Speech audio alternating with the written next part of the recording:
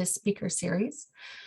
As a public health nurse myself, I work within a built environment portfolio, and my work encompasses striving to improve community health and well-being, preventing transportation-related injuries, and of course, reducing health inequities, which aligns well with this work. This Transportation Equity and Justice series provides a space for sharing experience, knowledge, and of course, having some collaborative discussion around how equity and justice issues and considerations are addressed in transportation. So on behalf of CIFEL York, we hope you enjoy this session. We invite you to engage during the Q&A and to continue the conversation. Thank you so much. Thanks, Tia.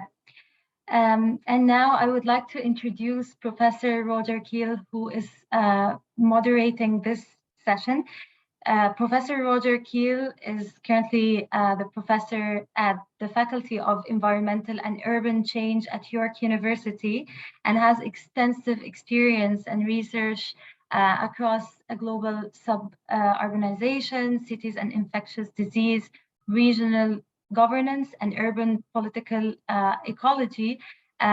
Welcome, Professor Roger Keil. Now the floor is to you for introduction and to begin the session. Thank you very much, Shireen. I'm extremely honored and pleased that I have the task today to introduce and moderate this session, which is very dear to my heart. The topic is dear to my heart, and the people who are presenting today outside of me are dear to my heart. And I realize, and I want to apologize, it's a bit of a mantle that all of us represent today, and that's not what we normally do, but it's just the historic accumulation of the people who have worked on certain topics and now we're willing to present on this. So apologies for that, but it was not possible for us to change our identities in time for this, but we will of course represent more diversity in our research, and you will hear more about this today. I also want to do a shout out to another panelist who then was called for another obligation, Sean Hurdle, who is an intrinsic part of the work that we have done in the Faculty of Environmental Studies and then Faculty of Environmental and Urban Change and the City Institute at York, together with other partners in the community, but also partners in the university. And I took it upon me, since we gained a few minutes through Sean's absence, which I regret, to do a little more than just introduce the speakers and introduce the topic just with a few slides to contextualize it, some of the long-range work we have been doing at York. So I'll share my screen, and I hope that you will be able to see this and put it into slide mode, into presentation mode. Here we go. So this is a nod to the times that we're in, that of course, when we talk about transportation equity today, we need to reflect on what happened in the last couple of years, now more than 2 years during the pandemic, where transit took a beating, but also at the same time, transit workers and those of us in the community that have to continue to use transit and means of transportation that are less than private, because a lot of people fled back into their cars or bought cars, and then also active transportation was a big thing during the pandemic. But in that time, people continued to use the public transit to get around, and it was clear that those were not only the frontline workers who kept the system running, but also, of course, the people who were often in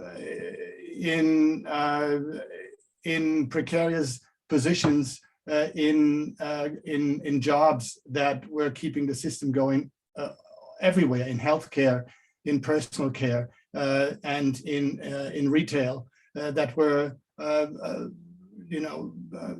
that had no other options than using public transportation during that time. So I wanted to recognize that when we move out of this pandemic into a post-pandemic era, we need to factor that in, which is something that much of what we did before was not taking into account. Having said that, let me move to my first slide, which you also see in Michael's presentation. I just want to say quickly that this slide, which shows Rosa Parks in Montgomery, Alabama, of course, to some of us who are old enough to remember this to be a topic, was of course the beginning of the civil rights movement. And it was an important thing to remember for us today, because transit justice or civil rights, equity, those kinds of issues are never abstract. They're always tied to particular media, in this case, a bus. They're tied to particular forms of oppression, like in this case, racialization and segregation. And they're always tied to particular moments in time. And so we need to take that into account. And Rosa Parks remains, of course, a shining example of a justice struggle, somebody who put her life, her body on the line by not moving to the back of the bus. And so it's a serious issue that we have confronted over many years. Here I have a recent tweet, just to bring him in, from my friend and Michael's and my friend and collaborator, Sean Hurdle, who tweeted recently in his neighborhood. I happen to know this is right outside of where he lives, where he photographed people at a bus stop, and he says, transit inequities in plain sight, yet invisible to decision makers who own homes and drive cars.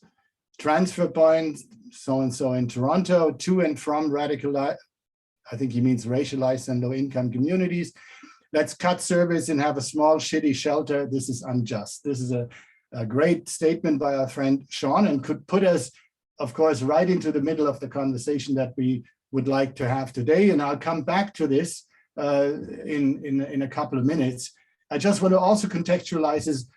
I started working with Sean and with Michael subsequently at a time we had just finished a big research project at York when I was still the director of the City Institute, with Doug Young and Patricia Wood, who I believe has already spoken in the series, on in-between infrastructure, where we showed how these kinds of situations that Sean highlighted here in this recent tweet were systemic. They were everywhere in Toronto, and they were particularly grave in areas around York University, in areas which we call the inner suburbs, which then, you know, we put into the context that other people were also highlighting, you know, like David Holchansky and the group around Richard Florida at the University of Toronto, who looked at service worker and service workers, their residential locations, but also their jobs, and how there were these disconnects between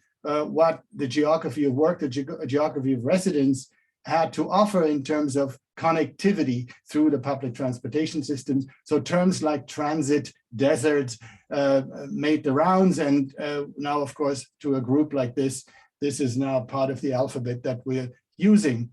For me personally, it's important to say that I cut my teeth on these kinds of issues in Los Angeles when I was a student there and worked for the Labor Community Strategy Center. And we put out a brochure called LA's Lethal Air that was already showed that, you know, the reasons that the issues that we're dealing with today in terms of climate change have a bearing on the same kinds of issues that we need to deal with when we talk about transportation justice or transit justice.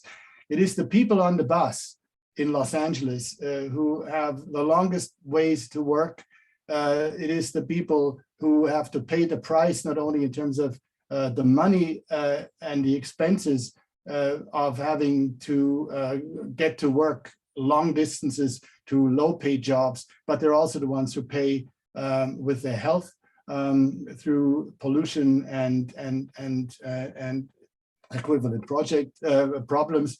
These are the kinds of issues I started working on when I was working on when I started at York University, and I continued these kinds of topics now, you know, in what we will hear more about today, and I will not speak any further to that. Two projects that have evolved long-term from that interest that we've had in the City Institute at FES and EUC in these kinds of topics. And we are only seeing the tip of the iceberg here. We have a project which we will soon hear about from Michael, about something that we were involved in with Sean Hurdle on switching tracks, a project that we did for Metrolinx, and the studentmoveto project, which Mohsen and Mohammed will speak to us about. This is where the presentations will go. Just a couple of words, and I'm not going to be too academic here, but what this shift that I just showed from LA's lethal air to in-between infrastructure and the Metrolinx work and so on also demonstrates is a conceptual shift from something that we all hold close to our beliefs, which is seeking spatial justice, which is at the basis of urban justice, to give everybody in the city, every worker, every resident, everybody who needs to go around equal access to the opportunities that the city offers. But we need to move from that idea of spatial justice, which is linked to the city as a rather stable system, to mobility justice, which Mimi Scheller is telling us about, where we need to talk about a politics of movement, not just the politics of space, a politics of motility and about politics of mobility. And when you do that, and which is something that I hope we can do some part of today through the presentations and the discussion, we're developing what we could call a mobile ontology, which means we explain the world and how we live through mobility and not through stasis, not through how we are in places, but how we move around, and how our access to mobility options becomes the central aspect of how we explain the world in which we live. So you see here on the right, Mimi Scheller's graphic representation of the various types of justice that we need to take into account, that it's not just that one point, which is where I come back to Sean Hurdle's tweet, not just that one bus stop that we need to worry about, but we need to be worried about where these people go, where they work, how much they make, where they live, how crowded the apartments are in which they live. All of those things are being thrown into a greater visibility when we have a mobility justice framework, which we need so much to understand the complexities. And here I once again come back to the pandemic. Of course, the pandemic revealed those systemic issues around which now we have to make the changes that we need. So thank you very much. It is now my pleasure to introduce our first speaker, Michael Collens. Let me just create some space on my screen here. Michael is currently, and that's why I had to look it up, a senior associate at the Ontario Ministry of Municipal Affairs and Housing. He is a planner and has an MES who is focusing on long-range planning, policy development, and implementation. He works to help coordinate growth in the Greater Golden Horseshoe region of Southern Ontario, centered by the City of Toronto. Michael is an alumnus of York University with a Master in Environmental Studies in Planning and also a BES from that same faculty, specializing in urban and regional environments. His professional interests focus on regional transportation infrastructure, governance, and land use development. He's passionate about connecting policy and geomatics to better understand the complex intersection of socio-spatial needs and address systemic barriers to improving residents' quality of life and social equity. Michael, the floor is yours. Thank you so much, Roger, for that wonderful introduction and for that great presentation to really set the table for us and the rest of the discussion that I'm going to present today. I'm just going to take a moment and get my slide deck up on the screen and begin the presentation. So hopefully you can see that, and we're ready to go. I just want to start a little bit with those acknowledgements. As Roger mentioned, you know, the research is hosted at the City Institute, and we were tremendously lucky to have the City Institute providing support and a home for this research. It was funded by funded in part by Metrolinx, and that this research project served as academic support for the update of the regional transportation plan in the Greater Toronto area, and we appreciate their support. And of course, I can't say enough about my amazing co-authors, Roger Keil and Sean Hurdle, who as Roger said, sends his regrets.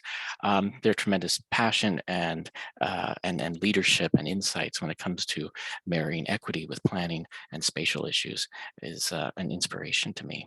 I'd also like to say just a little bit off the top that while I am proud to be a servant of the Crown, the views in this presentation belong to me and my co-authors, and they don't represent necessarily the views of the Government of Ontario or Metrolinx.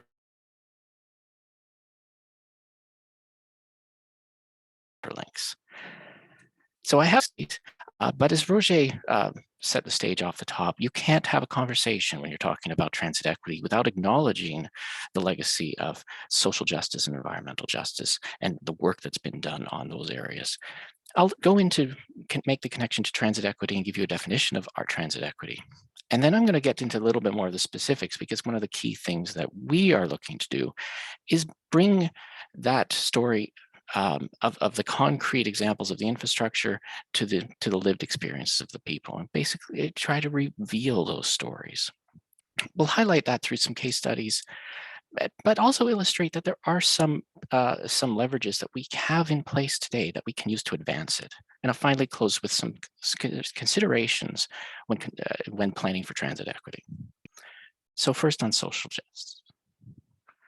Roger showed this picture, but I can't resist including it in this deck as well, because it's such a powerful illustration. As Roger said, this is about claiming that space. The public transit is being intimately tied to the social justice movement, and the seminal moment of the US civil rights movement is on transit, and it's about claiming that space. In this case, it's a very clear statement of equity, claiming that space to be to challenge those historical injustices and regarding segregation. So when we talk about social justice, this is an older quote, but I think it's very important for the context that we are talking about. When you have the physical relations and conditions take on the value only when seen in terms of their social, economic, psychological, physiological, or aesthetic effects upon different users. And the picture on the right really hits home for me from a transit equity standpoint. We have three different ways of using the same space for mobility. We have the car, the bus, and the person trying to cross the street. But how they experience this space and how they and how much freedom and who is prioritized and who's vulnerable and who is disadvantaged are very different depending on where you're standing. If you're in the car driver, you have the open road ahead of you. If you're on the bus, you have some mobility options, but maybe it doesn't run when you need it to. Maybe you can't use it to get to some of those precarious jobs or those shift work that is increasingly common in a just-in-time economy. But if you're the woman who's trying to cross the street and you have nothing but the little island as a refuge, you're particularly vulnerable and disadvantaged. And these are some of the stories that we need to highlight when we're talking about that social aspect. And that brings us to that environmental, because the harms faced by the person trying to cross the street is a very real aspect of transit equity. So unless the analyses of development begin not with the symptoms, environmental or economic instability, but the cause, social injustice, no development can be sustainable. So to highlight from an environmental justice standpoint, we really have some key issues that really resonate with transit equity. These are those systemic environmental burdens. These are disproportionately borne and tied to race, gender, class, and income.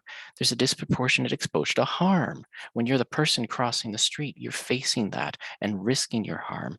But it's not to say that mobility is necessarily harmless if you're in the car driver, with all of the statistics around collisions and injury and death involving the automobile. There's also the environmental harm of the exposure to the pollutants and where you live in relation to the infrastructure that also plays an important role. There's the condition of either delayed or non-existent government aid. Maybe you have service from the bus, but the bus doesn't run at a frequency that's useful to you. And in that case, mobility doesn't exist. And of course, there's a power dynamic that involves decision-making and policy-making. There are certain privileged actors who can make sure that their needs are met, while not everyone has access to the same tools of power. And it's important to highlight this quote. Transportation is usually viewed from a mobility standpoint. We can see where the bus is. We can see where the trains are. What's missing is who can access the system. Or what's invisible is who is left behind or who can't get onto the bus. And that brings us to transit equity. Transit equity joins that social justice and environmental justice for an equitable distribution of infrastructure and services. As Roger was talking about, it's the politics of mobility. Equality is not the same as equity. Equality of access doesn't necessarily mean that the needs of the individual are met. The needs of different publics are met. Equitability is about distributing access based on need. So I'm going to give you our definition of transit equity. The fair, responsive delivery of transit infrastructure and services to meet people's needs, especially vulnerable populations, including low-income residents, users in underserviced parts of the community, including newly developing areas, visible ethnic and cultural groups, the elderly, persons with mental and physical disabilities. And themes that reinforce transit injustice: we have income polarization. We have the mismatch of infrastructure compared to need. We have the changing nature of employment. As Roger was talking about, we have these precarious jobs. We have people engaged in those, what was become all too clear during the pandemic, those frontline workers. And we need to make sure that we're evolving our understanding of transportation to meet those kind of needs. We have the decentralization of workplaces. A lot of the work, as Roger was mentioning, those in between, we have this diffusion, but there's this tension in space where a lot of people talk about this just-in-time economy in the context of building complete communities. And you can have a 15-minute community, but how do you have that without the large logistical back end that's supported with the jobs around the airport and the rail yards, for instance? Of course, decisions are also being skewed to benefit choice riders versus and non-captive riders, such as the ones who are privileged to go to the typical 9-to-5, Monday to Friday job. But it's also important to recognize that social spatial inequities do continue to manifest in these older neighborhoods. There's no such thing as a stable residential neighborhood. These are dynamic spaces, and the people who live in those spaces, their needs change over time. So even when we get it right, we need to be aware that the infrastructure needs are not static. For instance, gentrification is a good example where those who have service could lose it by those who can pay more and afford to benefit from it. Because transit and mobility is a crucial aspect to building attractive urban spaces. But what that serves is to stratify and marginalize some racialized communities, women, persons with disabilities who can't afford to have access. So those who ostensibly would have the benefit of the infrastructure are diffused and displaced. So I'm going to highlight a few key themes of equity in the GTA. Our focus of our research project was in the Greater Toronto Area, and I'm not going to spend too much time on this, but these themes resonate across, certainly across Canada in many places. We have that rise of inequality, as Roger mentioned off the top. We have unaffordable housing. Some would describe it as a housing crisis. We have the challenge of settling new immigrants to the region, and the patterns of settlement are changing compared to what they were in generations past. We have mismatch between infrastructure and housing and employment.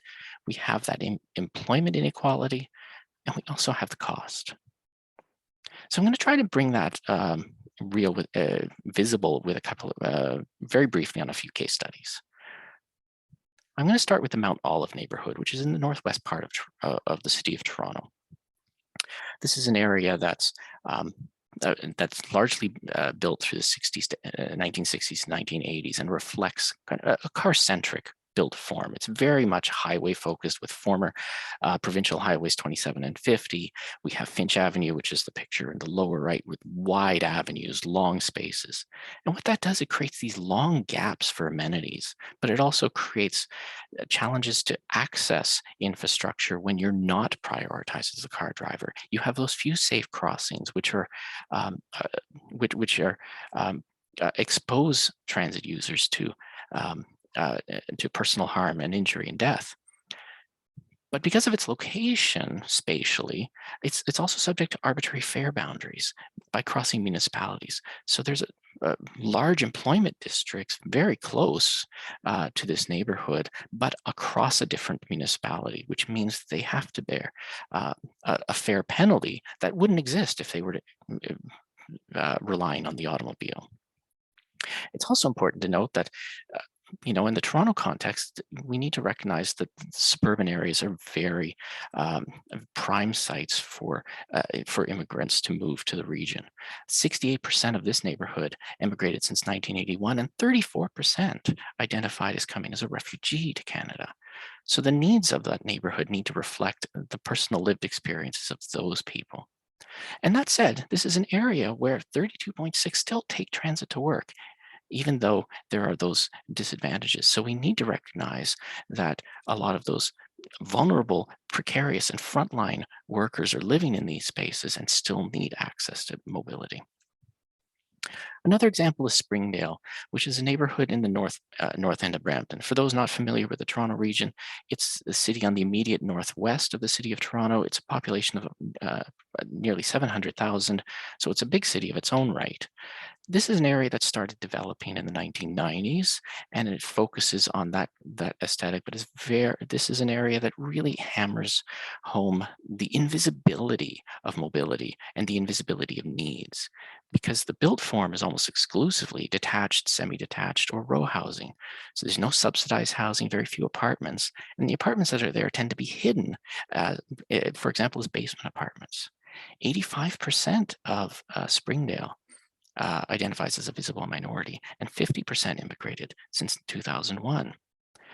Because of the built form, people are often disadvantaged by taking transit. The car is definitely the easier way, and they can have short commutes. But if you rely on transit, you have these large open spaces and gaps between the amenities. But to tie into Roger's point about the impacts of COVID, it's very important to recognize that the city of Brampton has a very good public transit system, and it's currently running at about 90% of its pre-COVID ridership levels, which is quite remarkable and demonstrates the need to continue to service these areas, recognizing the importance of it.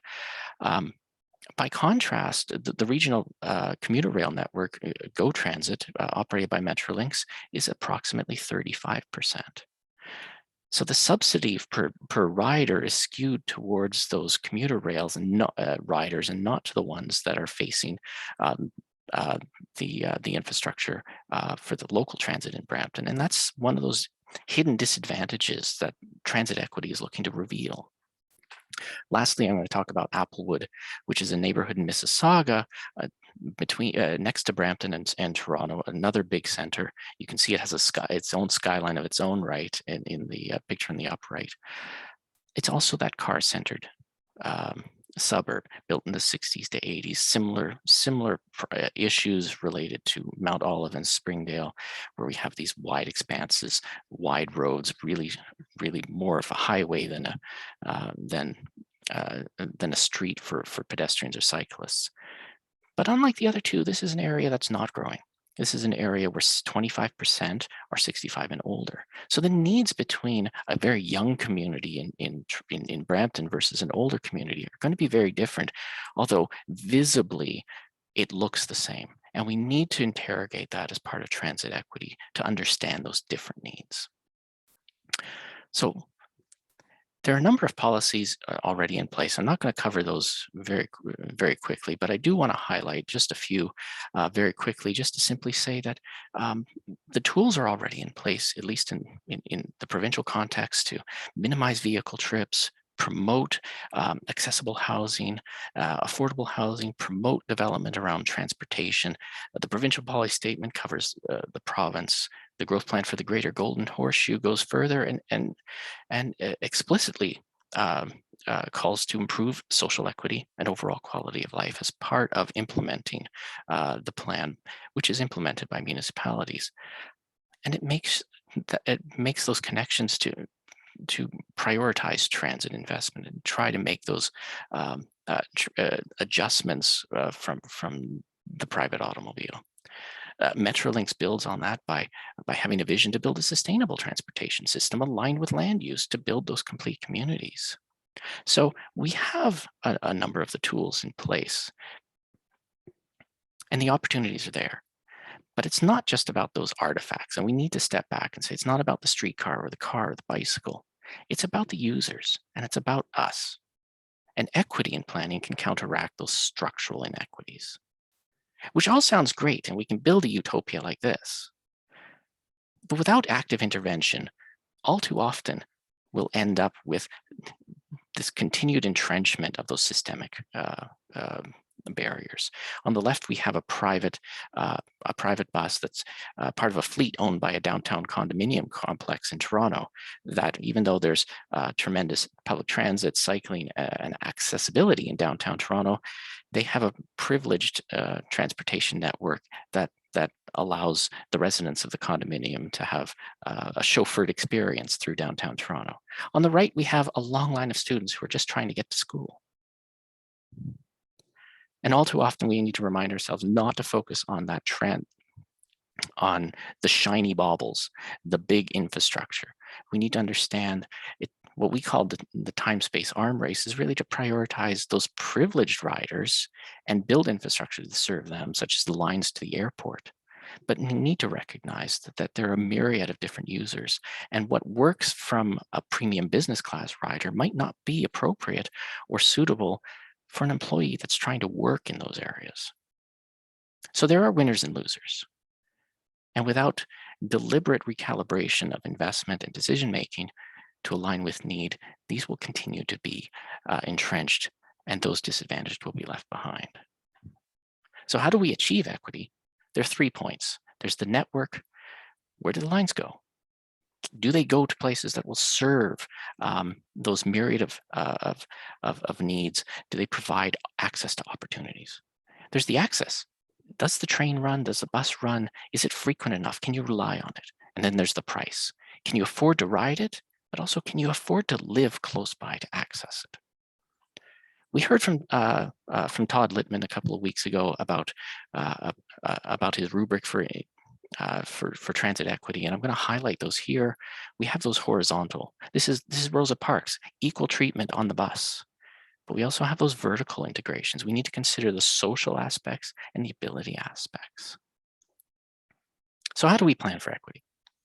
It must be linked to other concerns. It can't be done in a silo because, as you can see, they're all intimately integrated into the economy, into the environment. It can't be done on an ad hoc basis because it's a network effect. It must be tied to land use planning because if we don't remember who has access to space, as Roger was talking about, we lose the key leverage to break down some of those barriers. We need to consider those different riders, and we need to reflect the ability to pay. Finally, you need to identify what are you going to measure and what are you going to monitor? What are the indicators that will lead to justice? At what scale are you going to measure? Because what you do at a regional scale is going to be very different at a neighborhood scale. You need to understand who's included and who's excluded and be able to make interventions that will address that. And that means being cognizant of those different publics who have been subject to systemic biases and historic injustices. Thank you very much. Thanks so much, Michael, and for also showing us the long lines at Downsview, which of course don't exist anymore, but they are a great segue to our next two speakers who are going to speak exactly about that, student mobility. And the issues haven't disappeared since we've had that subway up to York. Now, the first speaker of the two that are both involved in the student moveto project, which they will speak about. The first speaker is Mohsen Alavi, who is a PhD student in the Faculty of Environmental and Urban Change and a research associate at the Robarts Center for Canadian Studies at York University. Mohsen is a planner and member of OPPI CIP and a project manager professional. Mohsen's research areas are transportation, emerging shared mobility systems, urban governance, and disaster management. He is an RA and a member of the Student moveto qualitative group that is centered at York University. Mohsen, are you ready? Yes, thank you. Just I'm going to share my PowerPoint, and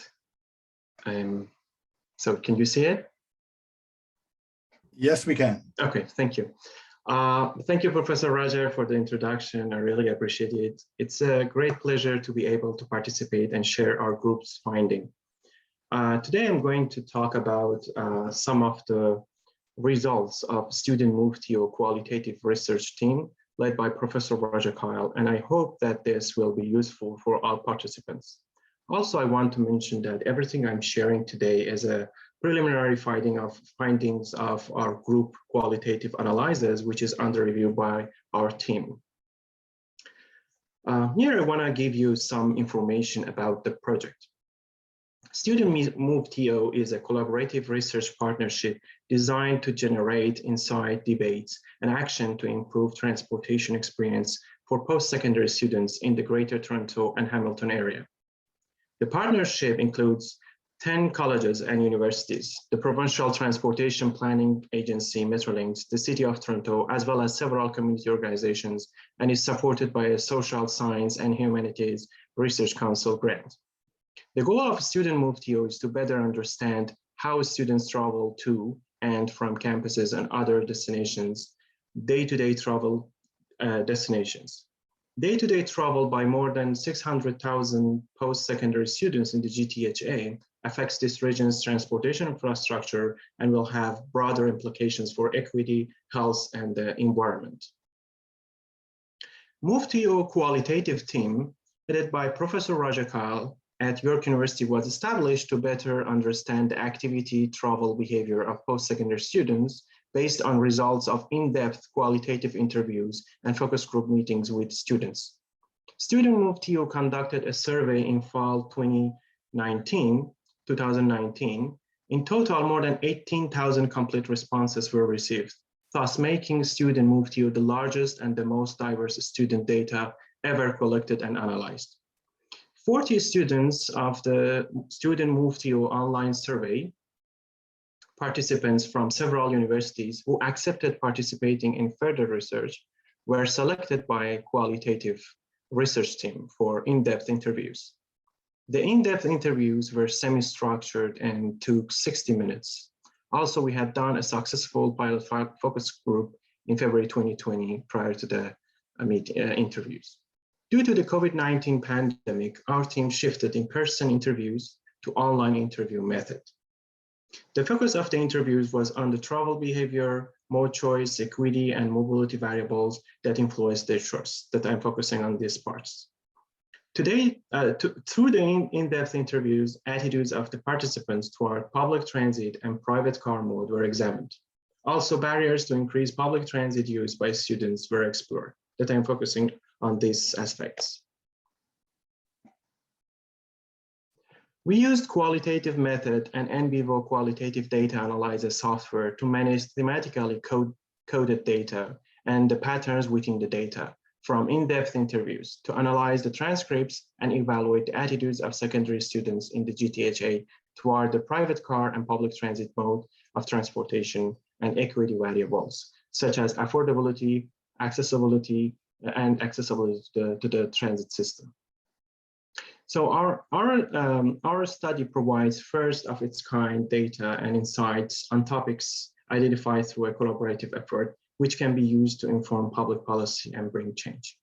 As I mentioned, we interviewed 40 participants, and you can see their distribution, which is almost 50% undergraduate and 50% post-secondary students participated in our in-depth interviews. We evaluated several variables that impacted students' travel behavior and equity. I'm going to share some of them here. One of the variables that we examined was willingness to have driver's license to evaluate travel behavior and attitudes toward the driving mode. We found that good accessibility to public transit, especially in urban centers like the downtown areas, cost associated with driving, attitudes toward the environment, impact of active modes such as walking and cycling, and availability of new shared mobility services such as ride-hailing, shared bikes, and ride-splitting were among the reasons students didn't get a driver's license.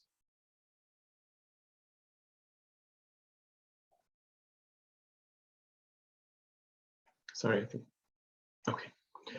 Our data shows that more than 22% of interviewees didn't have a driver's license, while around 78% of interviewees had a driver's license. It is interesting that postgraduate interviewees were more likely to have a driver's license than undergraduate one.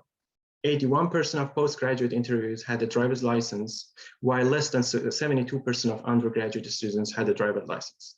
It indicates that younger students are more likely not to have a driver's license and use other modes of transportation like public transit and active modes.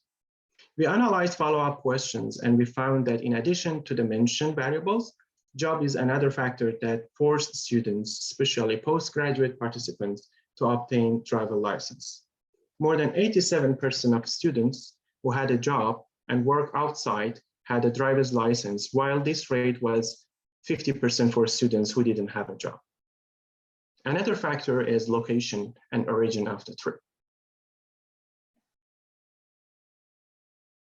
Data shows that better transit accessibility as one of the main variables of transportation equity plays a role in not acquiring a driver's license.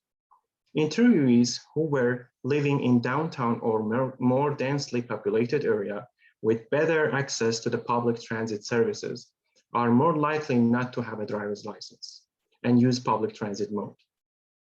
It shows that increasing investment in public transit services and better accessibility to the systems will reduce private car dependency in the future.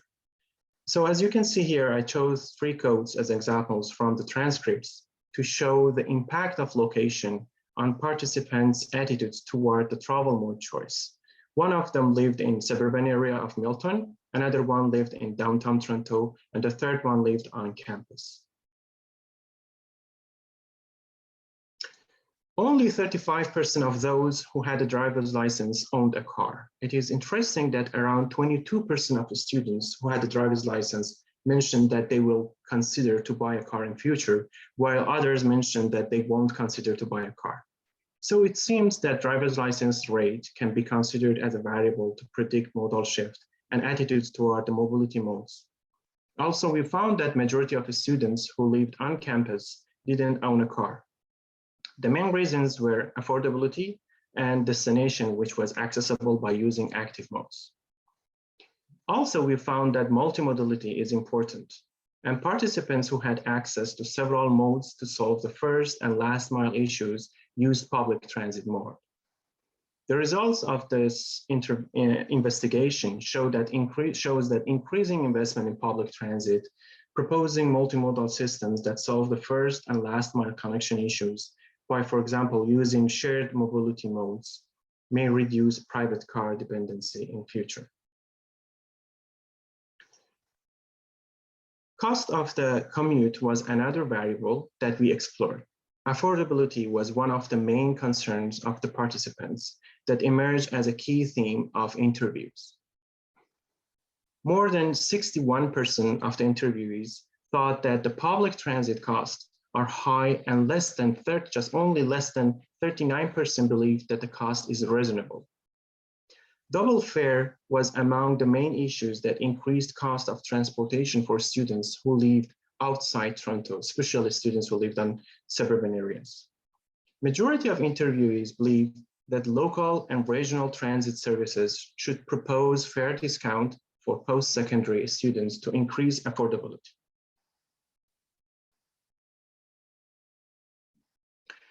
More than 55% of the participants believe that public transit system is not accessible enough, either in the origin of the destination, either in the origin or the destination.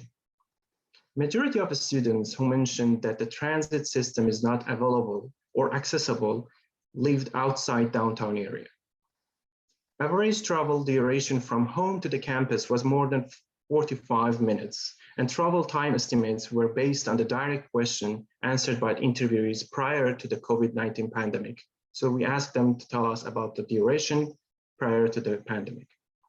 Data also showed that a significant difference in commute duration depending on whether a student took local or regional transit. For example, regional transit commuters averaged over an hour at least.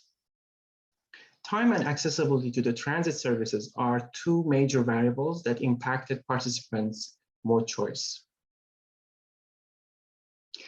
Many other parameters are considered by students when they choose mode of transportation. For example, one student takes a longer route, spending more time to avoid changing between subway and bus routes, and it provides him opportunity to work on route without interruption.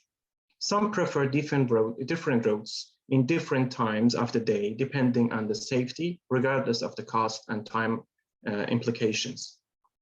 Students who prefer to designate as he or him, for example, reported fewer safety concerns, while majority of other students considered safety concern among their main issue. They were also more likely to report that safety concerns at public transit stations impacted their academic schedule and university participation and daily life. For example, one of the participants mentioned that if it's past 10 p.m., I don't even want to approach the entrance of the subway station due to the safety issues. Or another one mentioned that as a young woman, I never want to be down there late, so I was always like rushing to go out, and I didn't tend to take transit too much. So safety is another important factor that impacted their travel. It's interesting that one of the participants, for example, believed that her friends who grew up in suburban areas are more concerned about the safety. So it shows that the impact of location on the travel mode choice. As I mentioned, some of them are more likely to prefer modes that offer more safety. This data of what different groups of commuters prefer can be used to estimate how those groups of travelers are likely to perceive the value of the new transit infrastructures, and thus whether the transit system will benefit those travelers to evaluate the equity analysis. Commuting was found to affect students participate in academic and extracurricular campus life and their daily schedule. Also, commute was a factor in deciding which school to attend. My colleague Mohammed is going to explain it in more detail. As I mentioned, I explained some parts of our group findings, and our study will provide first of its kind data regarding other aspects of students' travel behavior, which can be used to inform public policy and bring change. And I want to thank you for your attention and look forward to feedback and questions after next presentation. If anybody has questions, feel free to email me and reach out. Thank you so much. Thank you very much, Mohsen. There are questions in the Q&A, which we're going to come to after our next and last presentation by Mohammed Mohith, who is also a PhD student in the Faculty of Environmental and Urban Change, and like Michael, also an MES graduate, a planner. And Mohammed was the PhD associate researcher on the project for a couple of years, and was with Mohsen the leader of the qualitative research in bringing together the 40 students and more that we were able to talk to under very difficult circumstances because none of us was able to see each other in person. And Mohammed, whose own work is about the relationship of transportation and housing for students, will now introduce some of the, on top of what we heard from Mohsen, some of the other research preliminary research that we have found, results that we have found from the qualitative part of Student Moveto. Mohammed. Hi, thanks everyone. Thanks to the professor for inviting me, and thanks everyone else for listening. Please pardon my voice. I'm coughing a bit, so I might sound a bit like different. So let me share my screen first, and then I will. Hang on, I think I'm doing it correctly. So yeah, my colleague Mohsen has already introduced the project and kind of explained what we did, how we conducted the qualitative interviews. On the contrary to how he presented on mobility factors on charts and data, I'm going to go more from a perspective of interpreting interviews. As we have said, like we are still carrying on the process, so still it's preliminary. So I'm going to share some of the findings, very high level bullet findings, and also going to share some stories that might show or explain how we reached to these findings. But yeah, we are not going to do too much of interpretation of the interviews. I'm going to tell the stories. I'd rather seek comments from the audience, like based on how they interpret the stories. But I will definitely say some things about like our the finding summaries. So just as a backgrounder, like I have this slide, like why student commute and housing, as we have already said, there are 600,000 post-secondary students in GTA. They are living, working, studying, and of course, like moving for various social and other reasons. So they constitute a large part of commuters in the GTHA. According to a report, recent report, like in Toronto and Hamilton area, at least 50,000 students are unable to get accommodation at any given time of the year. So like every time there is a deficiency of 50,000 accommodation units. Accommodations that are available are not affordable either. We're going to dig into these things further. On a similar note, reports on student housing says that on-campus housing options are limited, often costly. Sometimes you have to purchase a meal plan, which might not be suitable for you, but it might cost you a good amount of money. And then market options near the campus are found to be expensive and often subject to predatory landlord practices and poor maintenance. And also living far away from the campus and long commute could create lots of other issues in terms of academic and social activities.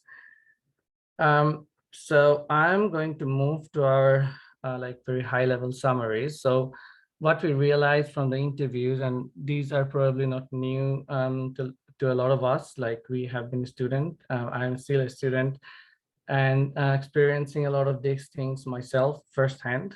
And it was really good to conduct the interviews because we could relate so many things so closely that it gave us a better insight into the system we have.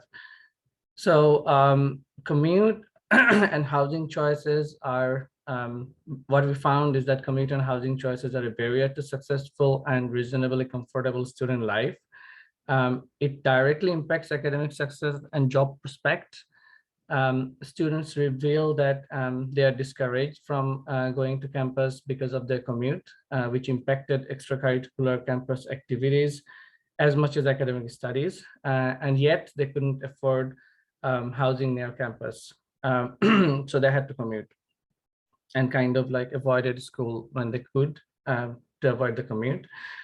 Students have to choose university enrolled in a program or take courses not aligned with their interest, but based on how manageable their commute would be, which is definitely not an ideal situation. On-campus housing options are limited and costly. As we said, like meal plans are often included, unhealthy food options while adding significant cost, and access to the kitchen is often not provided, especially in undergraduate residences. Market housing options are expensive, and we already mentioned like predatory landlord practices.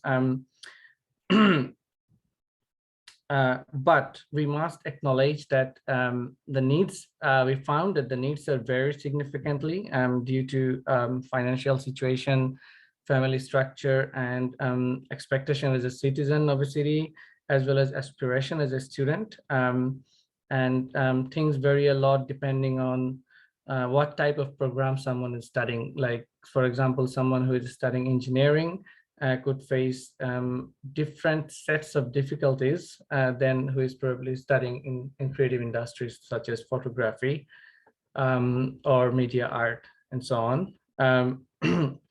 So I'm going to share some stories like which would probably give a better idea about the findings that I have just mentioned now. So we have the students who used to travel from Milton to downtown Toronto. So the last GO train he used GO train and TTC. So the last GO train from Milton is at 8:26 a.m. and the last train from Toronto to Milton is 7:10 p.m. So this is important because after 8:26 a.m. there is no train. He had to use a GO bus. And after 7:10 p.m. there was no way to use the GO train to get back from Toronto to Milton. So this time is very specific for him. So he had to manage everything based on this timing. He had to buy GO train ticket and TTC pass. So it would cost him 400 CAD per month easily. So yeah, he always traveled considering the train times, regardless class timing or need, never stayed after the last train to attend any group work, library work, extracurricular activities. So he was just concentrating on the train timing, scheduled his class as much as possible, like took classes in a way so that she could catch up all these two specific trains. We specifically asked him like why he couldn't move to downtown near to campus, and he explained the cost of housing in the city as hemorrhaging money. He couldn't afford that much to live downtown. Rather, he chose to make his schedule around the train times. A notable notable thing that he mentioned is like he wondered whether living in Oakville or Burlington could make things easier, as they have better and frequent GO train transit. But these places are expensive as well. So I mean that I think was significant because we could relate it from the first report that Michael presented. I mean, locations matter. Definitely, and someone living just a bit like slightly far from say Oakville or Burlington, which are, as from my limited knowledge of Toronto, as I know, like more affluent areas, like someone living a bit far from there could have significant issues with accessibility to trains, just because the trains serve better the other locations such as Oakville and Burlington. So this is an example that how a commute could kind of shape someone's life. I mean, he only concentrated about these specific timings. So there was another interviewee who lives in Richmond Hill. My understanding is Richmond Hill is not that far, like to be honest, like it's nowadays, I mean, I consider it's pretty close, but even then, she faced a lot of issues commuting from Richmond Hill to downtown Toronto. She had to use 3 types of transit mode, like she had to drive to Viva station. The alternative was to walk for 25 minutes, which was not ideal all the time. So there was no bus service that she could take from her place of living to the Viva station. So she drive to Viva station, took Viva to Finch, and then take the subway to downtown, she had to bear the cost of a driver, like of a car, had to buy ticket for Viva, and then had to buy ticket for TTC. So it was the cost was an issue for her. Even though, as I said, like I don't consider Richmond Hill that far, she had to start at 6:30 a.m. What she did is like she tried to have all her classes in 3-4 days max. So she had to take a lot of class in those 3-4 days. So to attend the class at 8:30, she had to start at 6:30 a.m. and had classes till 6 p.m., which means a 14 hours of work day. Just to make sure that she can commute less days in a week. Because we have to consider that there are added times required when you switch between the 3 modes, like car to Viva to subway. So she had to work around these timings. So 14 hours of active work day was pretty much hectic for her. It was exhausting. No study or work during class days. She had to work during the weekends for all the projects. She couldn't attend any social activities. It's all commute and class attendance in weekdays, and all project and work and study in the weekends. So sorry, I said in the weekends. It kind of created a problem with her social existence, as well as created a lot of stress in her daily life, and impacted academic studies to some extent, definitely. And also she couldn't move to downtown because of cost and a family structure. Another story is from a bit different perspective. The last two I mentioned are traveling from suburban regions to downtown. Now we got this interviewee who actually decided to live in downtown and attended a suburban campus. She was explaining the situation as she wanted to experience a city that has options. So this student got desperate to reduce commute time. So options in her campus were not ideal for her age and family structure. Off-campus rentals were found to be mostly investment properties where up to 8 people live in the same house. Again, not suitable for her family structure. The suburban campus couldn't offer easy access to grocery and household need options for her. So to experience a city that has options, she stays in downtown in a place near a subway station where it is easy for all the family members to commute. But the trade-off is the expense of downtown accommodation. She is working full-time while studying, and her partner also works full-time. Make sure that they can afford all these things, but she chose to live in downtown and rather commute to suburb. And then there is another student that's interesting. She tried 4 options in a year, like in this dynamics of housing and transportation, like housing and commuting. She studied in McMaster, so she moved from Niagara region to near McMaster. She only had a shared car, so she couldn't drive, so she moved. But then she had to live apart from her partner, who stayed back in Niagara region. But then they moved to Hamilton. Sorry. Then she moved to Hamilton to Mississauga, so that she and her partner could live together, and her partner could attend downtown Toronto campus using the GO bus from Mississauga, and she could come from Mississauga to Hamilton. But that also didn't work for them, because the commute from Mississauga to Hamilton, even though it was not that long, but the regional transport was not that supportive.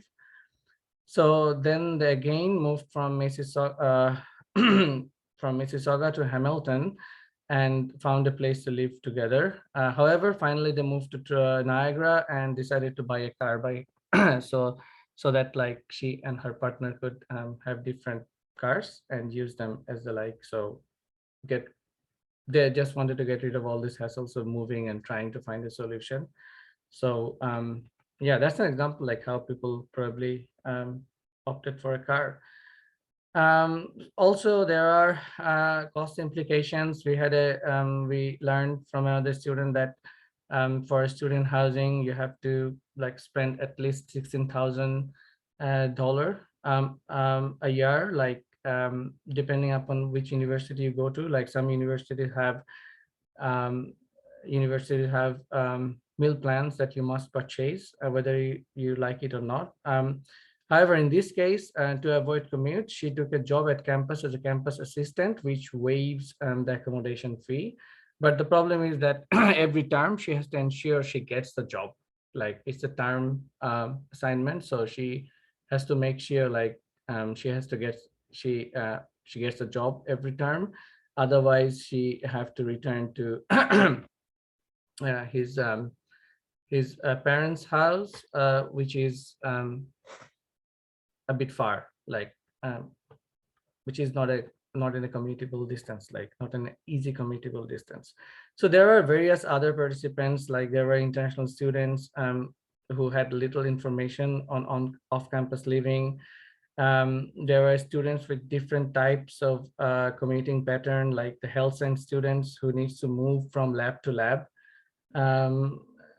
carrying certain equipments. There are students from creative industries, like students who are studying photography who needs to carry equipments, and probably switch to car because public transit was not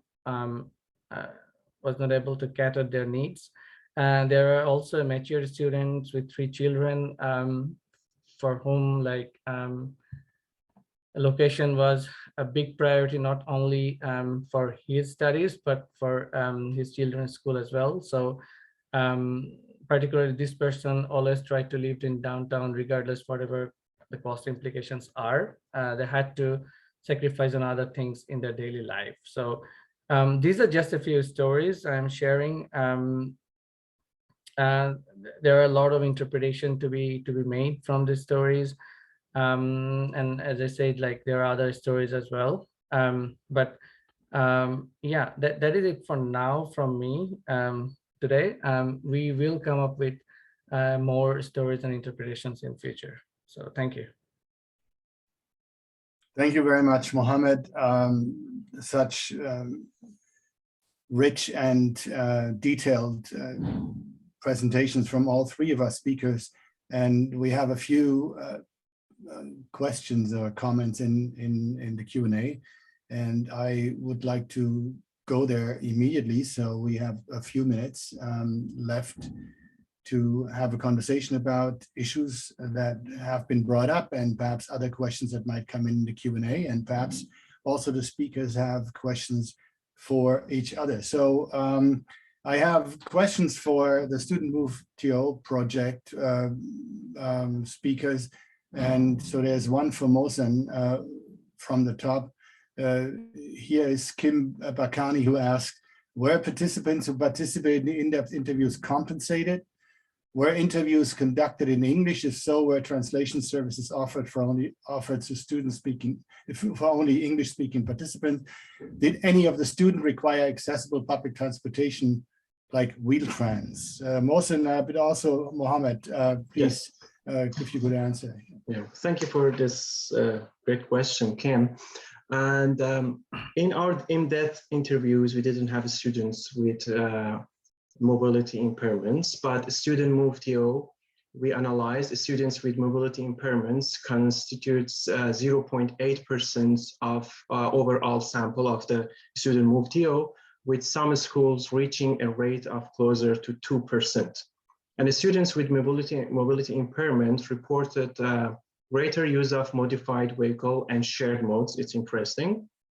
And students with mobility impairments were also more likely to report that commuting discourages them from coming to campus and limits their academic success. But in our in-depth interviews, we didn't have students with that they need the specific accessible public transportation, unfortunately. And so this is the answer to that part. And where participants received compensation, yes, we offered them. And the other thing is, all of the participants were post-secondary students, so they didn't need English translators. And we have several overseas students, so we interviewed with them, so they didn't require any translators. And thank you for your great question. Yeah, let me just add, this is great. Clarifies a lot of the things that were asked about. It was interesting because I was also one of the people asking, and at some point when the three of us were asking questions, we realized that all three of us who were at one point international students at a university in North America. And we noticed after a while that a number of the people who had volunteered to speak to us were all international students, which gave us a particular view on that it's not just the typical suburban student who moves to the city to go to school, but we actually had people moving from much more complex metropolises mostly in Asia, but also in Europe, to move to Toronto and find our transit system wanting, which was something that, so they didn't move from Vaughan to Toronto, but from perhaps Dubai or Mumbai to Toronto, which gives a completely different perspective. But all of those students, despite their international status, were of course English speaking, otherwise they would not be able to be a student at an Ontario university. Or French. Don't want to get in trouble here with our Francophone audience, but Mohammed, did you have to add anything to that particular question? Compensation? No, that's fine. Thanks. Yeah, that's fine. It's all good. Yeah, there was an additional question which I'm just going to privilege here about Humber College, why we did or did not why they did or did not participate, or that was not part of our research. The colleges were, as far as I can remember, and I did not do the recruiting, and it's been a while, but as far as I remember, the colleges were added on a voluntary status. They were not, there was not a compulsory participation, but the colleges could express whether they wanted to be part of this quite complex research, which of course we only are the tip of the iceberg of, because the major bulk of the research was the quantitative research through the survey. And it took an institutional commitment of individual colleges and the 4 universities or 5 universities in the Ontario, actually 6 universities that participated and were partners in this, an institutional commitment and effort to be part of this, and that had to be reflected in participation. Next, Richard Gould's comment on e-bikes is about which offers a great alternative. We did not specifically ask about e-bikes, to be honest. When we started putting together our research protocol, e-bikes were not yet much on the radar screen. They would be now, and we would ask specific questions, but we did ask questions about cycling, which led to quite surprising results in my view, which I will let stand here for now. There is another question by Timothy Young. Interesting how the first student prioritized rail over bus options for the same route. Did anyone express why they prefer rail over bus options despite buses potentially having later service hours? This actually could be a question for all 3 of our speakers, because I know that Michael and Sean and I also spoke a lot about, in our research, about rail versus bus and the comparative advantages here. So anybody of the 3 of you, if you want to answer that question. Yeah, I mean, I can talk about the specific interview and then let others talk about it. The first student, I think I should have spoke a bit more at the end of my presentation. So how because I talked about different stories, but how equity could solve these things is important. How more accessibility, how more options, how more location choices could actually help these students with different situations. Situations will be different for everyone because it's a city. So there will be people with different needs, but public transit or regional transit should be equity, should possess enough equity consideration in planning, so that all these people can have a level playing ground, like rather than working around these commute issues and this housing affordability issues. So that particular student actually didn't prefer bus because the bus would take a lot of time for him. He would need to change bus, and there were issues with he tried a few times when he missed the train, but he said the service wasn't satisfactory, the wait times were not good, and also the traffic wasn't favorable. So he rather designed his day around the train timings.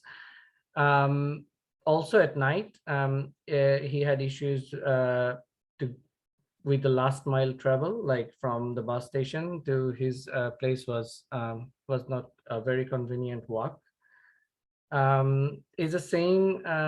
Yeah, it was not a very convenient walk. We also talked about the second. I can also say a bit about the second interview. We also asked the second student about why she is paying a lot of money, like maintaining a car with insurance, then paying Viva and paying TTC. That's a lot of money. But that's the thing, like the regional transit system is not supporting the various needs that people have. So people have to prioritize. Sorry, I took a bit long time. Others, please. Thank you. Anyone else on this topic? Maybe I'll say a few words more from more from the equity and policy standpoint, because I think part of the question that we need to unpack a little bit is, that question of mode when we're talking about train versus bus. I think when we're talking about equity, we want to step back from those questions about mode and make sure that the transit service is frequent, it's reliable, it's predictable, and it's affordable. And when we start to look at those things, it doesn't matter whether it's a bus or a train. What I'm hearing from Mohammed in this question is that the bus didn't satisfy those requirements. The bus was irregular. The bus took a longer time. The bus was stuck in traffic, mixed traffic with other modes. So, I don't want transit equity conversations to kind of get bogged down in terms of the mode bus versus train. What we need to find are solutions that present transit as that address that equity to make sure that it is a reliable and affordable and functional mode, and step back away from that conversation. Thank you, Michael. I can throw another question at you right now. This from Timothy. Many commuter-focused systems have seen slower post-COVID recovery as work from home and other consideration reduces the need for travel. Some agencies have shifted focus towards weekend and off-peak riders to gain back ridership. What service models are being looked at for regional transport to regain ridership and or attract new different markets? I don't know whether you feel comfortable to answer that. It's a complex question. It is a complex question, and I'm not sure that I can give it full justice, because a lot of agencies are still trying to figure out what they need to do to recover, and we're still trying to figure out what is that future of work. I don't think anybody really has that interest, but I think an interesting question from that is trying to understand what will it look like, and what are going to be some of those solutions. So if we have what it really, when you step back from that question, what we're really talking about, that commuter rail is very radial focused and focused on kind of prioritizing that 9 to 5, Monday to Friday job. And those ones are not recovering necessarily to the same degree, because these are the privileged users who have choice. They have choice to stay at home. As Roger was talking off the top, we have those frontline workers who really don't have that choice, who really don't necessarily have the luxury of working from home, who don't have the luxury of choosing alternative modes. And I think part of what we need to do, not necessarily to provide solutions, and I'm afraid I don't have those on the table, but what we need to put on is the question to say, how are we going to make sure that when we invest in infrastructure and invest in service, that the people who are already privileged don't continue to reinforce that privilege at the expense of others who as I mentioned during the presentation, for example, the city of Brampton and its transit system is almost at post-recovery. It demonstrates that there's an ongoing regular need for investment, and maybe we need to have those conversations to say, what does the future of mobility look like? Thank you, Michael. Mohammed and Mohsen, do you have any last comments or suggestions before I unfortunately will need to come to closing this conversation down? Oh, just I want to mention regarding the bus and subway, it depends on access to the system. Some of the, because I asked this question from some of the interviewees, and some bus stops are not close enough for students to use. For example, students in York University campuses, some of the bus stops are outside the campuses. It's not convenient for them to go there, especially at dark and nighttime. And the other thing is we have a great data sets about COVID-19 impact and, for example, cycling and the safety of cycling that the other participants asked. So, but today we focused mostly on equity analysis. And thank you so much. Thanks. Let me just add also that what we learned through the interviews that, of course, many of the students who had plans for how to be at the university and, for example, get out of their parents' house, found themselves back in the basement of their parents through the pandemic and had to make different kinds of plans. And other students, like one international student who we interviewed, who worked at night at an Amazon warehouse and had one life as a student and one life as a worker and fit into both of those categories that Michael was referring to. And so being a student is not just to go to campus, it's a very complex way of life, which you're part of the urban fabric and part of the urban mobility conversation. So there's more, and there was a question here in the Q&A by Amit Arora, how we are planning to use the observation from student stories in the surveys. We have a symposium coming up on June 3rd and 4th. You find information on that on the studentmoveto website, which I will put into the chat. So there is more, and we're reaching explicitly out to policymakers, activists, and we have a partner panel at the Friday afternoon part of that symposium at York University. And we have a full set of research panels, which will see many of us here who are here today giving presentations on particular aspects of the research that we've done on the Saturday at, now the first time I'm saying it publicly, Toronto Metropolitan University downtown. So Friday at York, Saturday at TMU. Go look at our website and you can inform yourself further about student mobility. Michael, thanks a lot for bringing back a very rewarding piece of research that we did about 5 to 7 years ago. And it's good to see you in such good shape and to be so knowledgeable. The province should be happy to have you as one of their representatives and senior planners.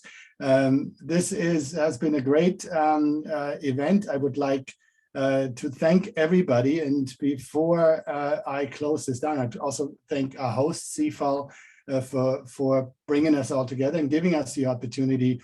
And they do, in fact, have another presentation. And I'm sharing my screen here one last time. Here you can see there's another presentation, which is, I believe, on the 25th of May, which is session 4 of the series. And I invite everybody to come back and to participate in that. That said, I wish everybody a pleasant afternoon, assuming everybody is in the Toronto region. And thank you so much, the audience, for excellent questions and comments. And thank you all the speakers once again for your presentations. Bye-bye. Thank you. Bye.